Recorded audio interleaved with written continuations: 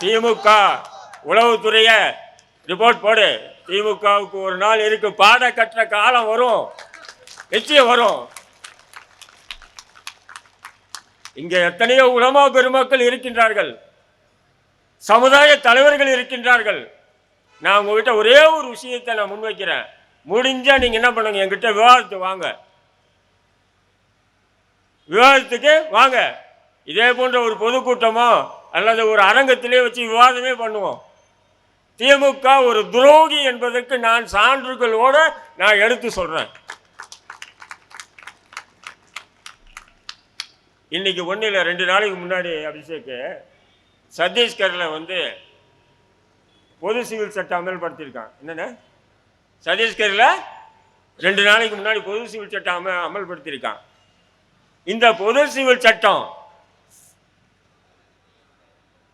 Sun டிவியும் கலைஞர் டிவியும் பெருசாக போடுறான். என்னன்னு 2 நாட்களுக்கு முன்னாடி பொது சிவில் சட்டம், பாஜக ஆளும் சத்தீஸ்கரில் பொது சிவில் சட்டம் அமல் அப்படின்னு. இத 2009 திராவிட முன்னேற்ற கழக ஆட்சியின் போது தமிழ்நாட்டில் அமல்படுத்தி விட்டார்கள். இது உலமா பெருமக்கள் மறுக்க முடியுமா? 2009 திமுக ஆட்சி, கலைஞர் முதல்வராக இருக்கும் போது அந்த பொது சிவில் சட்டத்தை அமல்படுத்திட்டார்.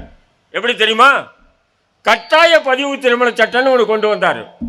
அதாவது பிஜேபி நேரடியாக ஒரு பொது சிவில் சட்டம் கொண்டு வரணுன்றார். இவர் என்ன பண்ணுறாரு, நம்ம திமுக துரோகி தானே, எப்பவும் பின்வாசல் வழியாக தானே வருவாங்க, பின்வாசல் வழியாக பொது சிவில் சட்டத்தினுடைய சரத்துக்களை கொண்டு வந்தார். பொது சிவில் சட்டம்னா என்னடா, எல்லாமே பொது சிவில் சட்டம் இல்லை. இப்போ அஜரத்து போயிட்டே இருக்காரு, எதிர்க்கு ஒரு பைக்காரன் வந்தால் டப்புன்னு அடிச்சிட்டான், அதுவும் சிவில் கேஸ் தான், அது பொது சிவில் சட்டத்தில் அடங்காது. அதாவது நம்ம ஷேக்கு ஒரு கடைக்காரர்கிட்ட ஒரு 50 லட்ச ரூபாய் கடன் வாங்கிட்டு கொடுக்க மாட்டேன்னு சொன்னால் அதுவும் பொது சிவில் சட்டத்தில் தான் வரும். ஆனால் அதுவும் சிவில் சட்டத்தில் தான் வரும். ஆனால் அது பொது சிவில் சட்டம் அல்ல, அது சிவில் சட்டம் தான். ஆனால் அது பொது சிவில் சட்டத்துக்குள்ளே வராது. பொது சிவில் சட்டம் என்றால் 4 விஷயம்தான். 1 திருமணம், மார்க்க அடிப்படையில் திருமணம் செய்வது. 2வது தலாக், அதாவது தலாக் குல்லா, விவாகரத்து. இது மார்க்க அடிப்படையில் செய்து கொள்வது எங்களுக்கு உரிமை. 3வது வாரிசு உரிமை, அதாவது என்னுடைய சொத்து இருக்குன்னா அந்த சொத்தை நான் எப்படி பகிர்ந்து கொடுக்க வேண்டும், மார்க்க அடிப்படையில் பகிர்ந்து கொடுக்க வேண்டும். 4வது வக்ஃபு. இந்த 4 விஷயம்தான் பொது சிவில் சட்டம் என்பது. என்ன உண்மை அதானுங்க, பொய் சொல்லலை நான் பொது மேடையில், இல்லை சொல்ல போகிறீங்க அப்புறம் அதுக்காக. அப்போ 4 விஷயம்தான் இந்த பொது சிவில் சட்டம். இந்த 4 விஷயத்தில் 2009 திமுக ஆட்சியில் கட்டாய பதிவு திருமணம் சட்டம் கொண்டு வந்தார் இல்லையா? திருமணம் அவுட்டு. வயசு அரசு சொல்லக்கூடிய வயசில் தான் திருமணம் பண்ணோம். அப்போ அது சரீரத்துக்கு எதிரானதானே? இங்கே இருக்கக்கூடிய உலமாக்கள் நல்லா கவனிங்க.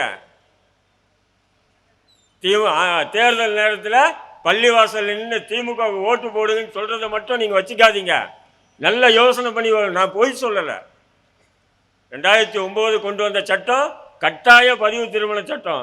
திருமணம் அந்த வயசு என்ன அரசாங்கம் சொல்கிற 18 சொன்னால் 18 திருமணம் பண்ணோம், 20 சொன்னால் 20 திருமணம் பண்ணோம், 21 சொன்னால் 21 திருமணம் பண்ணோம். இதுதான் கட்டாய பதிவு திருமண சட்டம். அடுத்தது என்ன பண்ணோம், அப்போது திருமணம் நம்ம பண்ண முடியாது. எப்படி? 3 விஷயங்களுக்கு விரைவுபடுத்துங்கள். இது ஹதீஸ். 1, பாங்கு சொன்னால் தொழுகைக்கு ஓடிடுங்க. 2வது மௌத்தானா உடனே அடக்கம் பண்ணிடுங்க. 3வது பருவம் அடைந்தவுடன் திருமணம் செய்து வைத்து விடுங்கள். இது மார்க்கம் சொல்லியிருக்கு, நான் சொல்லிங்க, மார்க்கம் சொல்லியிருக்கு. உலமாக்களுக்கு நல்லா தெரியும், சமுதாய தலைவர்களுக்கு நல்லாவே தெரியும். அப்போ இந்த ஷரியத்துக்கு எதிராக முதல்ல திமுக ஆட்சியில் அது வயசு நிர்ணயிக்கப்பட்டது. அடுத்தது பதிவு. நீங்கள் திருமணம் பண்ணுறீங்க பார்த்தீங்களா, பள்ளிவாசல்லையோ அல்லது பெரிய பெரிய மண்டபங்கள் பிடிச்சோ உலமாக்களை கூப்பிட்டு நீங்கள் அந்த துவாக்கெல்லாம் ஓதி நீங்கள் திருமணம் பண்ணுறீங்களா, நிக்கா பண்ணுறீங்களா, அந்த நிக்கா செல்லுபடி ஆகாது. அந்த நிக்கா செல்லுபடி ஆகாது. அரசு பதிவாளர்கிட்ட பதிவு பண்ணால் தான் செல்லுபடி ஆகும். இந்த சட்டத்தை 2009 திமுக கொண்டு வந்து. அப்போ நீ பதிவு பண்ணிட்டேன்னு சொன்னால் அப்போது தல்லாக்கு கொடுக்க முடியாது, ஃபுல்லாகவும் கொடுக்க முடியாது. அப்படி தல்லாக் கொடுக்கலனாலும் சரி, ஃபுல்லாக கொடுக்கணும்னாலும் சரி, நீங்கள் என்ன பண்ணணும், நீதிமன்றத்துக்கு தான் போகணும். அப்போ இதுதானடா பொது சிவில் சட்டம்னு சொல்கிறான். இதுதானே பொது சிவில் சட்டம்னு சொல்கிறான். இன்றைக்கி உலகத்தில் நடக்குதா இல்லையா சொல்லுங்கள். நாம் போய் சொல்ல, தமிழ்நாட்டில் பொது சிவில் சட்டம் பின்வாசல் வழியாக கொண்டு வரப்பட்டது. இதற்கு இங்கே தமிழ்நாட்டில் இருக்கக்கூடிய உலமாக்களும் தமிழ்நாட்டில் இருக்கக்கூடிய இஸ்லாமிய அமைப்புகளும் இன்று வரையில் கண்டிக்காமல் எதிர்க்காமல் மௌனமாக இருக்கிறீங்க. அப்போ எந்த மயிருக்கு மத்திய பாஜக அரசு கொண்டு வரேன்னு சொன்னால் மட்டும் ஆஹா விடமாட்டோம், ஆஹா நாங்கள் எதிர்ப்போம் அப்படின்னு ஏன்டா இந்த வேஷம் போடுறீங்க? அப்போ திமுக கொண்டு வந்தால் எதவனா ஏற்றுக்குவீங்க, அப்போ எதிரி கொண்டு வந்தால் ஏற்றுக்க மாட்டீங்களா? அப்போது உங்களுக்கு அரசியல் புரிதல் இல்லையா அல்லது மார்க்க புரிதல் இல்லையா? ஏதாவது ஒன்று விளக்கமாக சொல்லி தொலைங்க. ஏன் நாங்களும் கஷ்டப்படுறோம் திமுக எதிர்க்கிறதுக்கு? ஏன் இந்த பொது சிவில் சட்டத்தினுடைய சரத்துகள் ஏற்கனவே சொத்து வாரிசுரிமை இது சொன்ன பார்த்தீங்களா, அந்த வாரிசுரிமை 1989 திமுக ஆட்சியிலே சொத்துல ஆண் பெண்ணுக்கு பங்கு இருக்குன்னு சொன்னாங்க இல்லையா? அப்போ அந்த வாரிசும் நம்ம தீர்மானிக்க முடியாது, நம்முடைய சொத்துக்களை நாம் தீர்மானிக்க முடியாது. இதெல்லாம் உண்மையில் உலமாக்கள் இதெல்லாம் உணர்றாங்களா இல்லை திமுக மிரட்டி வச்சிருக்கானா? அல்லது இந்த திமுகவில் இருக்கக்கூடிய மாஃபியா குரூப், அங்கங்கே மாஃபியா குரூப் இருக்கானுங்க திமுகவில். இந்த பவுடர் வியாபாரம், கோல்டு வியாபாரம், அவாலா பண்ணுற மாஃபியாக்கள் இந்த உலமா தலைவர்களையும் உலமாக்களையும் மிரட்டி வச்சிருக்காங்களா? என்னடா இது? பொது சிவில் சட்டம் நான் கொண்டு வருவேன்னு பிஜேபி சொன்னால் எதிர்க்கிறீங்க, ஆனால் திமுக கொண்டு வந்துட்டான், ஆனால் அதை எதிர்க்கவே மாட்டேன்றீங்க. அதையும் நீங்கள் என்ன பண்ணுங்க, பாஜக கொண்டு வரக்கூடிய பொது சிவில் சட்டத்தை ஆதரிச்சிடுங்க. வேலை சாப்டர் முடிஞ்சது. நமக்கே இந்த இஸ்லாமிய சமூகத்தை பொது எதிரி மாரி காட்டிட்டு வரான். எல்லாருக்கும் ஒரு சட்டங்க, இவங்க மட்டும் தனி சட்டம்னு சொல்கிறாங்க, எல்லாருக்கும் ஒரு சட்டங்க, இவனுக்கு மட்டும் தனி சட்டம் சொல்கிறாங்க அப்படின்னு நம்மளை வச்சு அரசியல் பண்ணுறானா இல்லையா பிஜேபி ஆர்எஸ்எஸ்? அப்போ நம்மளை எதிரியாக ஆக்குறானா இல்லையா பொதுமக்கள் மத்தியில்? அப்போ நீங்கள் என்ன பண்ணணும், திமுகவே கொண்டு வந்துட்டான், பிஜேபி கொண்டு வரட்டான் அந்த சட்டம் அப்படின்னு ஆதரிக்க வேண்டியதானே? இதே திமுக என்ன பண்ணுறான், பொது சிவில் சட்டம் வந்தால் நாங்கள் கடுமையாக எதிர்ப்போம். ஏடா நீ தான் கொண்டு வந்துட்டியாடா. இதுதான் சொல்கிறேன், இந்த திமுகவுடைய துரோகத்தன்மையை, துரோகத்தை எப்படி எதிரியை மன்னிக்கலாம், துரோகியை மன்னிக்கவே கூடாது.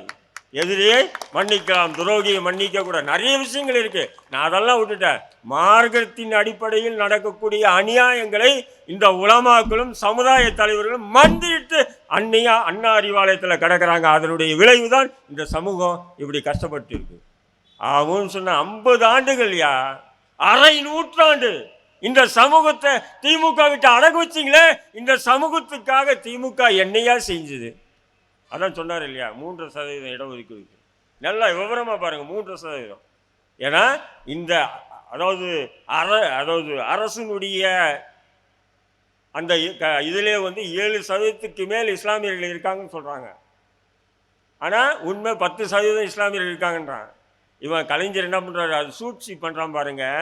என்ன சூழ்ச்சி பண்ணுறாப்புல, 3% கொடுத்து மொத்தமே நீங்கள் தமிழ்நாட்டில் 3% தான் இருக்குன்றான். இது எவ்வளவு பெரிய அயோக்கியத்தனம். அதாவது இஸ்லாமியர்களுடைய விகிதாச்சாரத்தை குறைக்கிறான். இதை கூட நம்ம கைத்தட்டி வரவேற்கிறோம். அதுக்கு ஒரு கூட்டம் போட்டு பாராட்டு விழாக்க அந்த கலைஞருக்கு. இதோட கொடுமை என்னங்க, 10% மேல் உள்ள இஸ்லாமியர்களுக்கு 3% கொடுத்து இவ்வளோதான் நீங்கள் இருக்கீங்கன்னு அதே கிறிஸ்துவர்களுக்கு கொடுத்தான். தூக்கி வீசி மூஞ்சில் வீசிட்டு போயிட்டே இருந்தான். ஆனால் அதுக்கு கூட இன்றைக்கி கூட சட்டமன்றத்தில் சில பல பேர் என்ன பண்ணுறாங்க, பெருமையாக பேசுகிறாங்க, இடஒதுக்கீடு கொடுத்தாரு கலைஞர், இடஒதுக்கீடு கொடுத்தாருன்னு. முன்னாடி 2 அமைச்சரவையில் 2 பேர் கொடுப்பாங்க அமைச்சர் பதவி முஸ்லீம்களுக்கு. இன்றைக்கி ஒருத்தன் 6 மண்வெளி பாம்புக்கு எப்படி 6 மாதம் தலை இப்படி 6 மாதம் தலை இப்படியோ அதேமாரி என்ன பண்ணிட்டாங்க, 6 மாதம் நாசருக்கு 6 மாதம் மஸ்தானுக்கு. என் மாவட்ட செயலாளர்களை இஸ்லாமியர்களுக்கு யாருக்கெல்லாம் கொடுத்துருக்காங்களா? மாநில நிர்வாகத்தில் இஸ்லாமியர்களுக்கு திமுகவில் இருக்காங்களா? அப்படி இருந்த ஏன்டா அங்கே அண்ணா அறிவாலயமே கதின்னு கட்டி மண்டிட்டு கிடக்குறீங்க? அரை நூற்றாண்டுகள் நம்ம வாக்களித்து வாக்களித்து வாக்களித்து பொருளாதாரமும் கொடுத்து அவனை தூக்கி நிறுத்தினா அவன் ஆட்சிக்கு வந்த உடனே இந்த இஸ்லாமியர்களுக்கு எதிரான சித்தாந்தங்களை தான்டா கொண்டு வரான். ஒன்றும் இல்லை. இப்போ சமீபத்தில் திருச்சிக்கு பக்கத்தில் திருச்செந்துறை என்ற ஊர் சுமார் 18 ஏக்கர் இடம் வக்புக்கு சொந்தமான இடம். ஏதோ வக்புக்கு சொந்தமான இடம்னு சொல்லி நம்மளே பேனா பென்சில் எடுத்து புக்கில் எழுதிக்க முடியாது. ஒரு இடத்தை வக்போடு அங்கீகரித்து அதை ஏற்றுக்குதுன்னு சொன்னால் அந்த பட்டா சிட்டா அந்த வில்லங்க எல்லா ஆதாரத்தையும் எடுத்து போய் கொடுத்து இந்த இடம் என்னுடையதான்னா அதன் பிறகு தான் அந்த கெசட்டில் ஏற்றுவாங்க. வக்மனாமான்ற அந்த இதில் ஏறிடும். இப்போ அப்படி இருக்கும்போது இப்போ சமீபத்தில் வக்போர்டு என்ன பண்ணிச்சு, அந்த இடத்துக்கு ஒரு நோட்டீஸ் விடுது. இங்கே இருக்கிறவங்க நீங்கள் இடத்த வாங்கினாலோ விற்றாலோ வக்போர்டுக்கு தெரிவிக்காமல் விற்கக்கூடாது, வாங்கக்கூடாது. உடனே பிஜேபி உடைய தலைவர் எச் ராஜா, இந்து முன்னணியுடைய தலைவர் காட்டேஸ்வரன் அங்கே போய் உட்காந்துட்டு என்ன பண்ணாங்க, திமுக இந்துக்களுக்கு எதிரான கட்சி, திமுக இந்துக்களுக்கு எதிரான ஆட்சி செய்யுது கோஷம் போட்டாங்க. உடனே திமுக தலைவர் என்ன பண்ணிட்டாரு, ஒரு நடுங்கி, ஏண்டா நீ வாங்க, யார் அந்த நேரத்தில் யார் இருந்தா, நம்ம அப்துல் ரஹ்மான் வக்போர்டு சேர்மனை கூப்பிட்டு அந்த விஷயத்தை நீ பின்வாங்கிக்க, எந்த விஷயத்தை பின்வாங்கிக்க, திருச்செந்துறை 18 ஏக்கர் இடத்த விஷயத்தை பின்வாங்கிக்க அப்படின்னு. உடனே அவங்க என்ன பண்ணிட்டாங்க, ஆகும்னு சொல்லி கூட்டம் போட்டு அந்த இடத்த பின்வாங்கிட்டாங்க. நீ என்ன பண்ணணும், முஸ்லீம் லீக்கில் இருக்கக்கூடிய அந்த வக்போர்டு சேர்மன் அப்துல் ரஹ்மான் என்ன பண்ணோம், உடனே வழக்கறிஞர்களை பிடிச்சி அந்த வக்போர்டில் இருக்கக்கூடிய ஆதாரங்களை நீதிமன்றத்துக்கு எடுத்து போய் சமர்ப்பித்து நீதிமன்றம் மூலிமா அந்த இடம் வக்புக்கு சொந்தமான இடம்னு சொல்லி சண்டை போட்டுக்கணுமா இல்லையா? சண்டையே போடல, அமைதியாக கலைஞர் அதாவது ஸ்டாலின் சொன்னார், இவர் அமைதியாயிட்டார். அதனுடைய விளைவு என்னாச்சு, இப்போது இந்த 2024 வக்பு திருத்த சட்டத்தை கொண்டு வரும்போது என்ன பண்ணுறான், அதில் முக்கிய சரத்து அந்த திருச்சியில் பக்கத்தில் இருக்கக்கூடிய திருச்செந்தூர் கிராமத்தில், அதாவது 3000 ஆண்டுகளுக்கு முன்னாடி உள்ள ஒரு கோயில் நிலம், இது வக்புக்கு சொந்தம்னு இவங்க எடுத்துக்கிட்டாங்க அப்படின்றத மேற்கோள் காட்டி தான் வக்பு திருத்த சட்ட மசோதாவையை கொண்டு வந்திருக்கான். ஆனால் அந்த வக்பு திருத்த மசோதா சட்டத்துக்கு நாங்கள் திமுக கடுமையாக எதிர்ப்புன்றீங்க. ஆனால் நீங்கள் பண்ண குளறுபடி, திமுக பண்ண குளறுபடியினுடைய விளைவு இன்னைக்கு 18 ஏக்கர் இடம் அனாமத்தா போச்சு. அப்துல் ரஹ்மான் எம்பிஆர் அவர் வக்போர்டு சேர்மனாக இருந்தால என் மேலே 3 கேஸ் போட்டிருக்கான், மாநகர ஸ்ட்ரீட் வழக்கு கேட்டு. இல்லை 70 லட்சம் வேணும், 1 கோடி வேணும்னு. நாங்கள்லாம் அவ்வளோ இருந்தால் ஏன்டா இப்படி பண்ணுறோம்? ஏன்டா எனக்கு எதிராக போட்ட இல்லை வழக்கு, உன்னைக்கு எதிராக நான் பேசுகிறேன்னு சொல்லி எனக்கு எதிராக 3 வழக்கு போட்டிருக்கேன். அந்த காசை நீ இந்த திருச்செந்தூரை விஷயத்தில் உயர் நீதிமன்றத்தில் உச்ச நீதிமன்றத்தில் வழக்கு போட்டிருந்தா ஒரு நியாயமாச்சும் கிடைச்சிருக்குமா இல்லையா? போடலையேங்க. இப்போ அடுத்தது என்ன ஆச்சு, அதுக்கு ஒரே காரணம் என்னென்னா, நல்லா புரிஞ்சு வச்சுருக்கான் பிஜேபி ஆர்எஸ்எஸ். வேறு யாருடைய ஆட்சி வேண்டாம், திமுக ஆட்சி வந்தால் திமுக இந்துக்களுக்கு எதிரின்னு நம்ம கோஷம் போட்டால் போதும், அவன் உடனே வருவான். முஸ்லீம்களுக்கு எதிராக நமக்கு ஆதரவாக நடந்துக்குவான் திமுகன்றதை தெளிவாக வச்சுருக்கான். திருச்செந்துறை விஷயத்தை போலவே இன்னைக்கு என்ன பண்ணுறான், திருப்பரங்குன்றம் விஷயத்தையும் கொண்டு வரான். அதே பாலிசி வரான். அதே மாதிரி எச் ராஜா வரான், காட்டேஸ்வரம் வரான், அவன் வரான், இவன் வரான், வரவெல்லாம் இதே சொல்கிறான், திமுக இந்துக்களுக்கு எதிரி. உடனே இவனுக்கு என்ன ஆடிடுது, இல்லை நாங்கள் இந்துக்களுக்கெல்லாம் ஆதரவு இல்லை, நாங்கள் இந்துக்களுக்கெல்லாம் எதிரி இல்லை, நாங்கள் ஆதரவானவங்க. இப்போ கூட பாரு, உங்கள் முன்னாடி நாங்கள் முஸ்லீம் அடிக்கிறோம் பாரு, எப்படி முஸ்லீம் அடிக்கிறோம் பாரு, திருப்பரங்குன்றம் போவாத, கறி எடுத்துகிட்டு போவாத, ஆடு வெட்டாத. ஏண்டா இப்போடா போய் ஆடு வெட்டுறாங்க? 13ஆம் நூற்றாண்டுலேருந்து நடந்துட்டு இருக்கு. சிக்கந்தர் பாதுஷா இப்ராஹிம் அவருடைய காலத்திலேருந்து அங்கே மேலே ஏறி அந்த தர்காவில் அங்கே இருந்து அந்த ஆடு கோழியாக அறுத்து இந்து முஸ்லீம் கிறிஸ்துவன் அனைத்து மதத்தினரும் அங்கே போய் அடுத்து அப்படியே ஜாலியாக டூர் மாரி போயிட்டு வந்துட்டு இருந்தாங்க. அதுக்கு இப்போ என்ன பண்ணுறான், வைக்கிறான் பாரு ஆப்போ. இத்தனை வருஷமாக இல்லை, 2020 கொரோனா காரணமாக தான் முதல்ல ஒரு ஆர்டர் வருது, யாரும் மலைக்கு போகக்கூடாது தர்காவுக்கு. அந்த கொரோனா முடிஞ்ச உடனே என்ன பண்ணுறான், பர்மனெண்ட்டாக திமுக ஆட்சி வந்துச்சு, பர்மனெண்ட்டாக என்ன பண்ணிட்டான், மேலே போகக்கூடாதுன்னா எதிர்ப்பு வருது. நம்ம சாதிக்கெல்லாம் சேர்ந்து போய் போராடுறாங்க. இப்போ கடைசி மேலே போகலாம், அங்கே ஆடும் அறுக்கக்கூடாது, கோழியும் அறுக்கக்கூடாது, என்ன சாப்பாடும் எடுத்துகிட்டு போகக்கூடாது, சும்மா ஜாலிக்கு போயிட்டு வாங்கன்னா.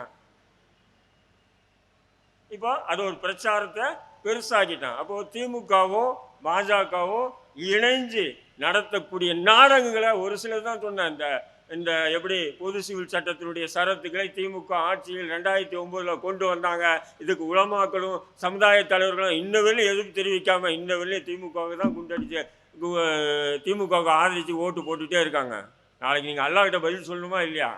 சொல்லுங்கள். இப்போ ஒரு திருமணம், 2 திருமணம், 3 திருமணம் பண்ணிக்கலாம், 4 திருமணம் மார்க்கம் சொல்லியிருக்காங்க. ஆனால் யாரும் பண்ணுறதில்லை, அது வேறு விஷயம். இன்றைக்கி 2வது திருமணம் பண்ணாவே இந்த பதிவு திருமண சட்டத்தின் மூலயமா உனக்கு ஆப்பு ரெடியாக இருக்குடா, இதை புரிஞ்சுக்குங்கடா.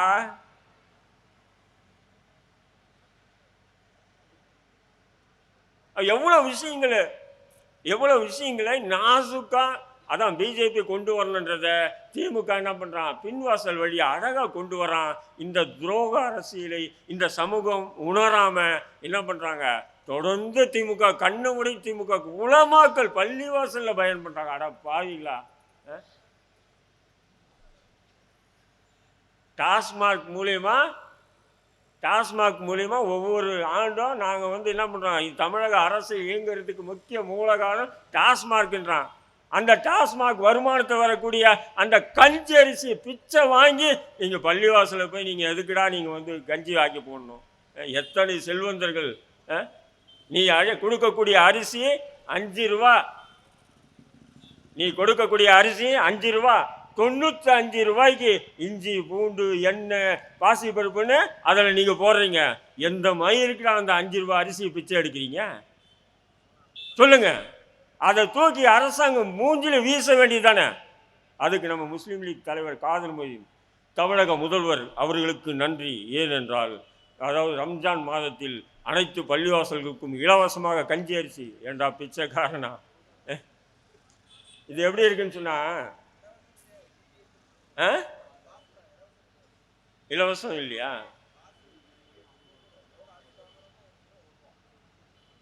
பாருங்க, அது நான் இலவசம் நினச்சேன். 1 ரூபாய் கிலோ. இது எப்படின்னா, இந்த ஹஜ் மானியம்னு சொல்லி கொடுப்பான் பொதுப்படியாக. இப்போ இந்த சோசியல் மீடியாலெல்லாம் அந்த ஆர்எஸ்எஸ் பிஜேபிலாம், அதாவது இந்து கோயில்கள்லேருந்து அறநிலைத்துறையிலேருந்து வரக்கூடிய கோடிக்கணக்கான ரூபாயை எடுத்து தான் உங்களுக்கு ஹஜ்ஜுக்கெல்லாம் அனுப்புகிறாங்க அப்படின்வான். ஹஜ்ஜு மானியம் என்பது என்னன்னு சொன்னீங்கன்னா, ஒரு 13,000 ரூபா. அதை இப்போ கூட மத்திய அரசு என்ன பண்ணிட்டான், கட் பண்ணிட்டான். பிஜேபி வந்தோடனே அது கட் பண்ணிட்டான். அது எப்படி மானியம்ன்றது, ஹஜ் மானியம் எப்படி வந்ததுன்னு சொன்னால், இந்திரா காந்தி ஆட்சியின் போது கப்பலில் எல்லாம் ஹஜ்ஜு பயணிகள் போயிட்டு இருந்தாங்க. அப்போ புதுசாக அதாவது ஏர் இந்தியா கொண்டு வந்தான், விமான திட்டம் ஏர் இந்தியா கொண்டு வந்தான். அப்போ கொண்டு வரும்போது என்ன ஆகுதுன்னு சொன்னால், அப்போது நீங்கள் கப்பலில் போகிறத விட்டுட்டு நீங்கள் விமானத்தில் போங்கன்னு சொல்லி அரசாங்கம் சொல்லுது. அப்போது எங்களுக்கு கப்பலில் போனால் 22,000 ரூபா ஆகுது, ஆனால் விமானத்தில் போனால் 25,000 ரூபா ஆகுது அப்படின்னு சொல்லி அப்போது விமானிகள் அந்த ஹஜ் பயணிகள் சொல்லும்போது, அப்போ அந்த 13,000 ரூபாவை மானியமாக மத்திய அரசு கொடுத்தான். அது எதுக்குன்னு சொன்னால், விமான போக்குவரத்தை விளம்பரத்துக்காகவும் அதிகப்படுத்துறதுக்காகவும் பண்ணது. அதுக்கு கடைசியாக என்ன பண்ணிட்டாங்கன்னு சொன்னீங்கன்னா, அந்த ஹஜ்ஜு பயணிகளுக்கு மானியம் 13,000 14,000 ரூபா. அப்போது ஒரு ஹஜ்ஜு பயணி அரசாங்கம் மூலியமாக போனால் குறைஞ்சபட்சம் இப்போது 5 லட்ச ரூபா கிட்ட ஆகுது. ஒரு 2 வருஷத்துக்கு முன்னாடி வரலையும் பார்த்தீங்கன்னு சொன்னால் ஒரு 2,80,000 ரூபா ஆகுது. ஏண்டா, ஒரு 2,80,000 ரூபா செலவு பண்ணுறவன் 13,000 ரூபா பிச்சை எடுப்பான். கொஞ்சமாச்சும் யோசனை பண்ணி பாருங்கள். அதான் மத்திய பாஜக அரசு வந்தோடனே ஹஜ்ஜு மானியம் தடை, அதாவது ரத்துன்னு சொல்லி வந்தது. முதல் அறிக்கை நான் தான் கொடுத்தேன். இந்த மத்திய பாஜக அரசு கொண்டு வந்த இந்த ஹஜ்ஜு மானிய ரத்தை நான் மனசார வரவேற்கிறோம் இந்திய தேசிய லீக் கட்சின்னு கொடுத்தேன். அப்புறமா தான் எல்லா அமைப்பும் சேர்ந்து அதை வரவேற்றாங்க. ஏன் வரவேற்றேன்னு சொன்னால், இத்தனை நாட்களாக இந்த இஸ்லாமிய சமூகத்தை பொது வெளியில் கொச்சைப்படுத்திட்டு வந்தது ஒரு சமூகம். ஏதோ இலவசமாக நம்மளெல்லாம் ஹஜ்ஜுக்கு அனுப்பி கொண்டு வரா மாதிரி ஒரு பொய்யான பரப்புரை இருந்தது. அதுக்கு பாஜக அரசு கொண்டு வந்தோடனே அதை நம்ம என்ன பண்ணோம், ஆதரித்தோம். அப்போ தான் தினத்தந்தியில் தலையெங்குமே எழுதுகிறான், இந்தியாவில் 1840 மானியங்கள் இருக்கின்றது. இது போன்ற மானியங்கள் அதில் ஒன்று தான் ஹஜ்ஜு மானியம். அதை பாஜக அரசு கொண்டு வந்தது. பாஜக அரசு அந்த ஹஜ்ஜு மானியத்தை ரத்து பண்ணாங்க. ரத்து பண்ணதற்கு இஸ்லாமிய சமூகம் முன் வந்து அதை வரவேற்குது என்றால் இதை விட ஒரு பெரிய சந்தோஷம் இல்லை. ஏன்னா ஒரு மானியத்தை ரத்து பண்ணும்போது அந்த சமூகமே முன் வந்து அதை வரவேற்கிறாங்கன்னு சொல்லும்போது அந்த மானியத்தால் அந்த சமூகம் எந்த பலனும் பெறலைன்னு சொல்லி தினத்தஞ்சில் தலையங்குமே எழுதினான். இதே போன்ற பித்தலாட்டங்கள் இந்த நோன்பு நேரத்தில் கஞ்சி அரிசி வாங்குறதும், அதுக்கு ஒரு சில தலைவர்கள் தொப்பி போட்டு தாடி வச்சு அதுக்கு நன்றி சொல்லி முதல்வருக்கு லெட்டர் போடுறதும், எழுதுறா முஸ்லீம்களை விடுதலை பண்ணுன்னு சொல்லி எழுது. அதுக்கு முஸ்லீம்களை விடுதலை பண்ணால் நன்றி சொல்லி லெட்டர் போடு. இந்த 5 பைசா 10 பைசாக்கெல்லாம் நன்றி சொல்லி அவங்ககிட்ட மண்டிட்டு என்னத்தை நீங்கள் சாதிக்க போகிறீங்க? இங்கே இம்மையிலும் கஷ்டம், மறுமையிலும் கஷ்டம் இல்லையா? இந்த துரோக அரசியலை, துரோக ஆட்சியை அகற்றணுமா இல்லையா? பாஜக கொண்டு வரணும்னு நினைக்கக்கூடிய அந்த பொது சிவில் சட்டத்தை திமுக கொண்டு வந்ததுன்னு சொல்லி இப்படி மேடையாக பேசணுமா இல்லையா? பள்ளிவாசலாக பயான் பண்ணணுமா இல்லையா? உம்மாட மௌனங்க நானும் போகிற அது தவ்ஹீத் பள்ளின்றான், சுன்னத் ஜமாத் பள்ளின்றான், போகிற பள்ளிவாசலில் ஒரு பள்ளிவாசலில் கூட இது போன்ற பயானை நான் கேட்கவே இல்லைடா. அப்போ கேட்கலன்னு சொன்னால் அப்போ என்ன அர்த்தம்? உலமாக்கள் ஒன்றும் புரிஞ்சிக்கல போல இருக்காது. இந்த கட்டாய பதிவு திருமண சட்டம் மூலிமா அந்த திருமணம் பண்ண முடியாது, அப்புறம் தல்லாக்குள்ளா கொடுக்க முடியாது, அப்புறம் இப்போ 2வது திருமணம் பண்ணிக்க முடியாது. இதெல்லாம் வந்து இந்த கட்டாய பதிவு திருமண சட்டம் மூலமாக நமக்கு அடிச்சிருக்காண்டா. இந்த விஷயங்களை உலமாவுக்கு தெரியாதா, இல்லை தலைவர்களுக்கு தெரியாதா, இல்லை மக்களுக்கு தான் தெரியாதா, இல்லை நாம தான் பைத்தியம் மீறி ஏதோ தெருவில் பேசிட்டு அலையிறோமா? இப்படியெல்லாம் எனக்கு குழப்பமாக வருது. யாருமே பேசுறது இல்லைங்க. அதுங்க நான் என்ன சொல்கிறேன், நீங்கள் பேசலையே வரவேற்கிறீங்களா விட்டுருங்க. திமுக ஆட்சி கொண்டு வந்து வரவேற்கலாம் விட்டு, நானும் வரவேற்கிறேன். எதுக்கு பாஜக கொண்டு வந்தால் ஏன் எதிர்க்கிற? பொது தளத்தில் நம்ம நல்ல பேர் வாங்கிக்குவோம். எப்படி ஹஜ்ஜு மானியம் கொண்டு வரும்போது ஹஜ்ஜு மானியம் மத்திய பாஜக அரசு ரத்துன்னு சொன்னோன்னே இஸ்லாமிய சமூகம்லாம் வரவேற்காங்க இல்லையா? அப்போ பொது வெளியில் எப்படி ஆச்சு? பரவாயில்லையே, ஹஜ்ஜு மானியம் ரத்துன்னொன்னே முஸ்லீம்கள் அதை பெரிய அளவுக்கு எடுத்துக்கலையே, வரவேற்கிறாங்களே. அப்போ அதனால் லாபம் இல்லை போல இருக்கு அவங்களுக்குன்னு மத்திய பாஜக அரசே உணர்ந்தான் இல்லையா? அதேமாரி நான் பொது சிவில் சட்டம் வந்தாலும் போட மயிறு அப்படின்னு சொல்லிட்டு போயிட்டே இருக்கலாம் இல்லையா? அதுக்கேன்பா ஒரு பக்கம் நாங்கள் கடுமையாக எதிர்ப்போம், உயிரை கொடுப்போம், மயிரை கொடுப்பேன்றீங்க, இன்னொரு பக்கம் மறைமுகமாக பின்வாசல் வழியாக துரோக அரசியல் செய்யக்கூடிய திமுக அரசு கொண்டு வந்தா பம்பி அமைதியாக ஓடுறீங்க. இதுக்கு நீங்கள் உண்மையே சேலஞ்ச் பண்ணுங்கள். நிச்சயம் நீங்கள் இதை வந்து என்ன பண்ணுங்கள், சேலஞ்ச் வாங்க விவாதம் பண்ணலாம். அந்த விவாதத்தில் நான் தோத்தேன்னு சொன்னேன், வேணாண்டா எனக்கு அரசியலே வேண்டாம், இது வெளியும் நான் வந்து நான் வச்சு பாபா கூட சுற்றுறது, ஜெயிலில் இருந்துட்டு இது வெளியும் இந்த சமூகத்துக்காக தொடர்ந்து ஊராக சுற்றுறது எல்லாத்தையும் தூக்கி போட்டு நம்ம எங்கேயா போவோம், அரசியலே வேணாம் ஒதுங்கி போகிறேன். ஆனால் நீங்கள் உணருங்கள், நிச்சயமாக இந்த துரோக அரசியலை உணருங்கள். நிறைய இருக்குது திமுகவினுடைய துரோகம். வாரிசுன்னு எல்லாருக்கும் வாரிசு இருக்காங்க. ஆனால் நாகர்வணி வாரிசு திமுகவில் இல்லை, சாதிக் பாஷா வாரிசு திமுகவில் இல்லை, இப்படி சொல்லிக்கிட்டே போகலாம். ரஹ்மான் கானுடைய வாரிசு திமுகவில் இல்லை, ஆனால் பொன்முடி வாரிசு இருக்கான், துரைமுருகன் வாரிசு இருக்கான், இங்கே பெரியசாமி அவர் ஆமாம் பெரியசாமி வாரிசு. எல்லா திமுகவில் இருக்கக்கூடிய முன்னாள் அமைச்சர்களுடைய எல்லா வாரிசும் திமுகவில் இருக்கான். ஆனால் முஸ்லீம் தலைவர்களுடைய வாரிசு யாருமே திமுகவில் இல்லை. இப்போ என்ன இது? துரோக அரசியல் தானே. எவ்வளோ பெரிய துரோக அரசியல் இது! இந்த துரோகிகளை நம்பி இன்னும் எத்தனை நாள்டா? 2வது சீமான், நீ எப்படி சீமானை ஆதரிக்கலாம்? சீமான் வந்து பிஜேபி கைக்கூலி, சீமான் ஆர்எஸ்எஸ் கைக்கூலி. நம்ம அபிஷேக் மாரி ஆளுங்க என்ன பண்ணுவாங்க? திமுக அண்ணா அறிவாலயத்து அடிமைகளாக இருக்காங்க, பாவம், வேதனையாக தான் இருக்குது. அதில் நம்ம முஸ்லீம்கள் வந்து கொஞ்சம் ஓவரு. இவன் அண்ணா அறிவாலயத்துக்கு வாசப்படி முன்னாடியே பிறந்தா மாரி பேசுகிறானுங்க. எது? சீமான் வந்து ஆர்எஸ்எஸ் பிஜேபியினுடைய பி டீமா ஏ டீமா? என்ன கொஞ்சம் அடிப்படை இருக்கா? அவர் தமிழ் தேசிய அரசியலை தமிழ்நாட்டில் கொண்டு போகிறாரு. அப்போ தமிழ் தேசிய அரசியலை கொண்டு போகும்போது அப்போ அவருக்கு எப்படி பிஜேபி ஆர்எஸ்எஸ் ஏற்றுக்குவான்? தமிழ் தேசிய அரசியல் என்பது பிஜேபி ஆர்எஸ்எஸ்க்கும் கடுமையான எதிர்நிலையில் ஒரு கொள்கை. அதை எக்காரணம் திராவிடத்தை கூட ஏற்றுக்குவான் இந்த ஆர்எஸ்எஸ் பாஜக. ஆனால் தமிழ் தேசியத்தை ஏற்றுக்கொள்ள மாட்டான் என்பதை அபிஷேக்கும் அண்ணன் சந்திரசேகர் அண்ணனுக்கும் தெரியும். இன்னைக்கு நேற்றல்ல தமிழுக்கும் ஆரியத்துக்கும் உண்டான போர், இன்று நேற்றல்ல சுமார் 50,000 ஆண்டுகளாக அந்த போர் நடந்து வருகின்றது. தமிழுக்கும் ஆரியத்துக்குமான போர். திராவிடத்தை கூட ஆரியம் ஏற்றுக்கொள்ளும், தமிழ் தேசியத்தை ஏற்றுக்கொள்ளாது. அப்படி இருக்கும்போது அவனை தூக்கி போய் பிஜேபி கூட சேர்க்குறான். நான் இந்திய தேசிய கட்சி தெளிவாக இருக்கேன். எதுக்கு போகிறோம்? ஒரு சாதாரணமாக இன்றைக்கி ஒரு சமூக அமைப்பில் சேர்ந்துட்டு ஒரு 10 வருஷமாக நான் என்னுடைய உழைப்பை, என்னுடைய நேரத்தை, என்னுடைய இதெல்லாம் நான் இந்த கட்சிக்காக செலவு பண்ணேன், இந்த சமூகத்துக்காக அப்படி இப்படின்னு உணர்றவன் இருக்கான். இந்த சமூகத்துக்காக 38 ஆண்டுகள் சிறையில் வாழ்ந்த பாஷாபாய், அவர் மட்டுமா? அவருடைய மகன் ஆயுள் தண்டனை கைதி, அவருடைய மருமகன் ஆயுள் தண்டனை கைதி, 2 தம்பிகள் ஆயுள் தண்டனை சிறைவாசிகள், குடும்பத்தில் ஆண் வாரிசுகளே இல்லை, எல்லாமே ஆயுள் தண்டனை சிறைவாசிகளாக இருக்காங்க. அது போன்ற நபர் நோய்வாய்ப்பட்டு இந்த திமுக அரசை விடுதலை பண்ணவே இல்லை. கடைசியில் உயர்நீதிமன்றத்தில் இடைக்கால ஜாமீனில் சிறை வீட்டில் இருந்தார். அவர் நோய்வாய்ப்பட்டு இறந்து விட்டார். ஆர்எஸ்எஸ் பாஜக அன்னைக்கு என்ன பண்ணுறான்?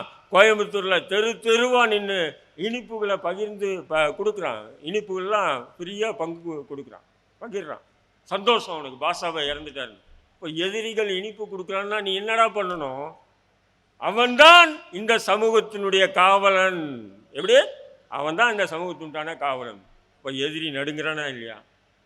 அது போன்ற ஒரு விஷயத்துக்கு இந்த சமூகத்தினுடைய சமுதாய தலைவர்னு சொல்லக்கூட ஒரு பயம் அங்கே வரலைங்க. பயம்.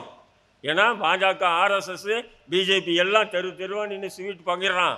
இந்த நேரத்தில் நம்ம போனோன்னா நாளைக்கு நம்ம எலெக்ஷன் நின்று ஓட்டே கிடைக்காது அப்படின்னு பயந்து 2ஆம் 3ஆம் கட்ட தலைவர்களை பாஷாபாயினுடைய ஜனாசா தொழுகைக்கு அனுப்பும் பொழுது அங்கே ஒரு அரசியல், இன்று 3ஆம் நிலையில் உள்ள ஒரு அரசியல் கட்சி தலைவன் சீமான் தான் அங்கே வந்தான்.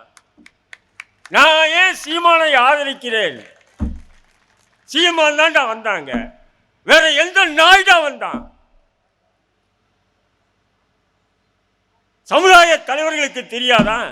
தன்னுடைய வாழ்க்கையில் அரை நூற்றாண்டுகளை சிறையில் கழித்த ஒரு மாபெரும் போராளி அவன்.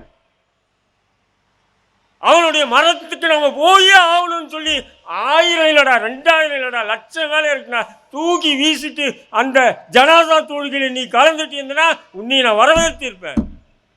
நீ என்ன பண்ற? உங்ககிட்ட இருக்கக்கூடிய சில்லுகளை அனுப்பி சீன் போடுறதுக்கு தானே அனுப்பிங்க. அந்த நேரத்தில் நேரடியாக வந்த ஒரு அரசியல் தலைவன் சீமான். அது போன்ற நபரை நான் தோல்ல சுமக்காம தட்டியால விடக்கூடிய புறம்போக்கு நாய்கள. ஆமா, நான் ஆர்எஸ்எஸ் பிஜேபிக்கு ஆதரவானவன். எந்த விதமான அரசியல்?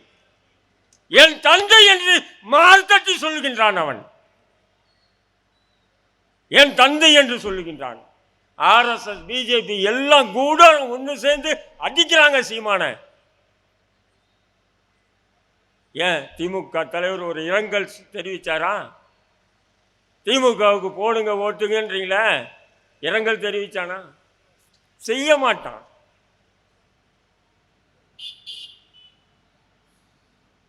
இப்ப சொல்லுங்க, சீமானை இந்திய தேசிய கட்சி அரசியல் ரீதியாக ஆதரிக்கிறதுனா தவறா சரியா? சொல்லுங்க.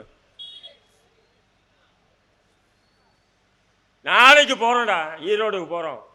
வாழ்க்கையில் முதல் முறை சந்திக்க போறோம் சீமான. போய் சந்திச்சு இந்த ஈரோடு இடைத்தேர்தலில் இந்திய தேசிய கட்சி நிச்சயமாக உங்களுக்கு ஆதரவாக இருக்கும்னு சொல்லிட்டு நாங்கள் லெட்டர் கொடுத்துட்டு வரப்போம். இன்னும் என்ன பேசிக்கோங்க. சமுதாய அமைப்புகள் எல்லாம் ஒன்று சேர்ந்து இன்னும் என்னென்ன பேசணுமோ பேசுங்கடா.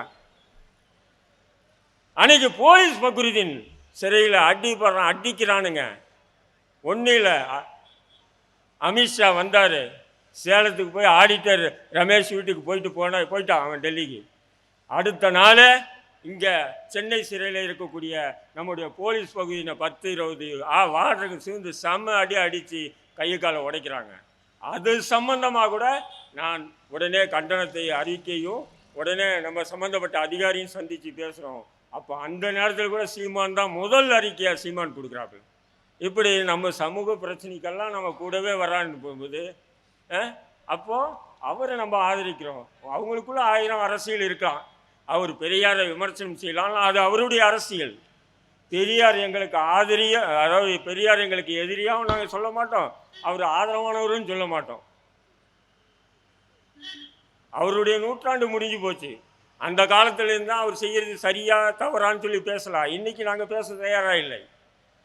அதே நேரத்தில் சீமானுடைய அரசியலை இந்திய தேசிய கட்சியும் பாபாவின் மாணவர்களும் ஆதரிக்கின்றோம் என்றால் நிச்சயமாக இன்றைய தமிழக அரசியலில் துரோகி திமுகவை அழிக்க வேண்டும், ஒழிக்க வேண்டும், இந்த மண்ணிலிருந்து தூக்கி வீசணும். இது நான் சொல்ல, பாபா சொன்னது. எப்படி பாபா சொன்னார்?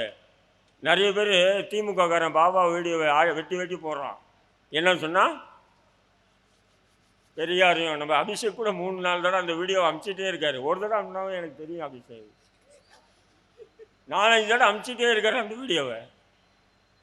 என்னன்னு சொன்னால், யார் பெரியாரையும் அம்பேத்கரையும் புறக்கணிக்கிறாங்களோ அவங்க அரசியல் பின்னாடி போகாதீங்க. ஆமாம், அம்பேத்கரையும் பெரியாரையும் ஏற்றுக்கிட்டவங்க தான் 2002 குஜராத்தில் இஸ்லாமியர்களை ஆயிரக்கணக்கான இஸ்லாமியர்களை கொன்று குவிக்கும் போது திமுக தூணாக இருந்தாங்க அவனுக்கு பக்கத்தில்.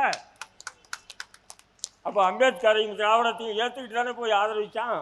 அன்றைக்கி அவன் ஆதரிக்காமல் இருந்திருந்தா என் சமூக மக்கள் அன்றைக்கி பாதிக்கப்பட்டிருக்க மாட்டாங்க இல்லையா? அதே பாபா தான் சொல்கிறாரு, இந்த தமிழ்நாட்டில் இருந்து திராவிடத்தை ஒழிச்சா மட்டும்தான்டா இந்த சமூகத்துக்கு விடியல். திமுக எப்போல்லாம் எதிர்கட்சியாக இருக்கோ அப்போல்லாம் நிச்சயமாக அது சமூகத்துக்கு ஆதரவாக இருக்கும். எப்பெல்லாம் ஆளுங்கட்சியாக மாறுகின்றதோ இந்த சமூகத்துக்கு துரோகத்தை தான் கொடுக்கும்னு சொல்லுவார். உண்மைதான். திமுக எதிர்கட்சியாகவே இருக்கும், ஆளுங்கட்சியாக மாறவே கூடாது. ஆளுங்கட்சியாக மாறணுன்னா உடனே அது பாதிக்கப்படுறது யாருன்னா இஸ்லாமியர்கள் தான். தமிழ்நாட்டில் 3 கலவரம் நடந்திருக்கு. 3 கலவரம் நடந்திருக்கு அபிஷேக். அதாவது நாகூர் கலவரம், வீகுளத்தூர் கலவரம், கோயம்புத்தூர் கலவரம். இந்த 3 கலவரமே திமுக ஆட்சியில் நடந்தது தான். இப்போ நீங்கள் புரிஞ்சிக்கலாம் திமுக எப்படியாப்பட்ட கட்சின்னு. அப்போ ஒவ்வொரு கலவரத்துலேயும் பாதிக்கப்படுறதும் இஸ்லாமியர்கள் தான், ஆனால் சிறைக்கு போகிறதும் இஸ்லாமியர்கள் தான். அதுதான் திமுக. ஏன்னா திமுக யாருக்கு பயப்படணும் இல்லையோ, ஆர்எஸ்எஸையும் பிஜேபியும் கண்டு நடுங்கக்கூடிய தமிழக அரசியலில் ஒரு அரசியல் கட்சி இருக்குன்னா அது திமுக மட்டும்தான். வேறு எந்த கட்சியில் நான் அடித்து சொல்லுவேன். ஆனால் தேர்தல் நேரத்தில் மட்டும் பயங்கரமாக பேசுவானுங்க.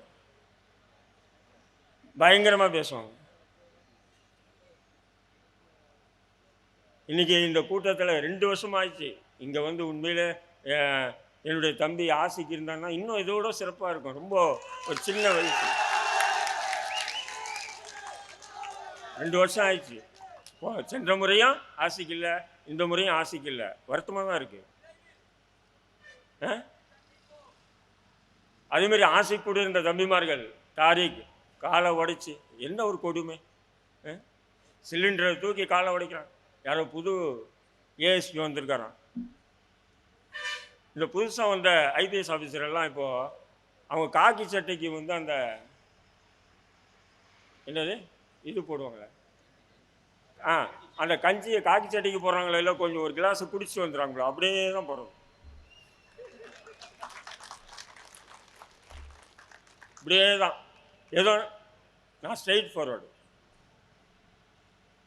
கேளுங்க, நீங்களே என்ன பண்ணுங்க, உங்கள் கீழே இருக்கக்கூடிய இன்ஸ்பெக்டரை, டிஎஸ்பியை, உங்கள் கீழே இருக்கக்கூடிய அனுபவசாலி அதிகாரிகள்கிட்ட கேளுங்க, யார்கிட்ட எப்படி நடந்துக்கணும், எந்த இளைஞரை எப்படி அணுகணும் அப்படின்றத நீங்கள் என்ன பண்ணுங்க, உணர்வுபூர்வமாக கேளுங்க. நீங்கள் ஐபிஎஸ் படித்து முடித்தோன்னா உங்களுக்கு எல்லாம் தெரிஞ்சிட்டாது. உங்களுக்கு என்ன தான் இருந்தாலும் அந்த சின்ன வயசு வரப்புல நீங்கள் பண்ணுறீங்கன்னு சொன்னால் அதனால் சட்டம் ஒழுங்கு பாதிப்பு அது தமிழக அரசுக்கு மிகப்பெரிய ஒரு இதில் போய் முடியும். அவர் என்ன பண்ணுறாரு, தூக்கிட்டு போய் சிலிண்டரை காலில் போட்டு தாரிக்க, நான் போய் பார்க்கும்போது என்னை கண்ணில் தண்ணி வந்து தாரிக்குடைய காலை உடச்சிருக்கார். அதன் பிறகு என்னாச்சு, இந்த ரியாஸு, முகமது, ஷாபான் சைட் 3 பேரையும் கைது பண்ணுறாங்க. எதுக்குன்னு சொன்னால், ஹாரிஸ் எங்கே இருக்கான்? நீங்கள் தானே ஏன் காவல்துறை சொல்கிறீங்க, உளவுத்துறை நல்லா குறிச்சிங்க, நீங்கள் தான் சொல்கிறீங்க. அந்த 3-4 பேரை இங்கே இருந்தால் அவங்களுக்கு ஆபத்தாச்சுன்னா சட்டம் ஒழுங்கு பிரச்சனை வரும்ன்றீங்க. அப்போ அந்த பசங்க எங்கேயோ போய் தங்கி இருக்காங்க. தங்கி இருந்தவொன்னா என்ன பண்ணுறீங்க, நீங்கள் எங்கே தங்கியிருந்தானோ அங்கே போய் மோப்பம் பிடிச்சி போய் அவனை கைது பண்ணி ஒருத்தனை காலை உடைக்கிறீங்க. அடுத்தது என்ன பண்ணுறீங்க, ஹாரிஸை பிடிக்கணுன்றதுக்காக அவனுடைய தம்பி உட்பட 3 பேரை கைது பண்ணி ஜெயிலில் போட்டிருக்கீங்க. தப்பு பண்ணால் நீங்கள் கைது பண்ணுங்கள், காவல்துறை தப்பு பண்ணால் நீங்கள் கைது பண்ணுங்கள். உங்கள் விஷயத்துக்கு நாங்கள் தலையிடவே மாட்டோம். கொலை பண்ணிட்டான், நீங்கள் காப்பாற்றலை, நீங்கள் அவனை கைது பண்ணிட்டீங்க, அவனை ஜெயிலில் போட்டீங்க, இது அநியாயம், இது அக்கிரமம்னு சொல்லி ஒப்பாரி வைக்கிற அளவுக்கு நாங்கள் இந்த சட்டம் ஒழுங்கை பற்றி தெரியாதவங்க இல்லை. தவறு பண்ணால் நீங்கள் நடவடிக்கை எடுங்க.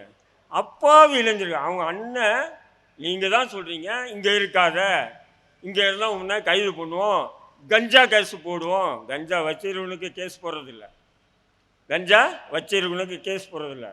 கஞ்சா வைக்காமல் அப்பாவி இளைஞர்ந்தால் அவனுக்கு கஞ்சா கேஸ் போடுறீங்க.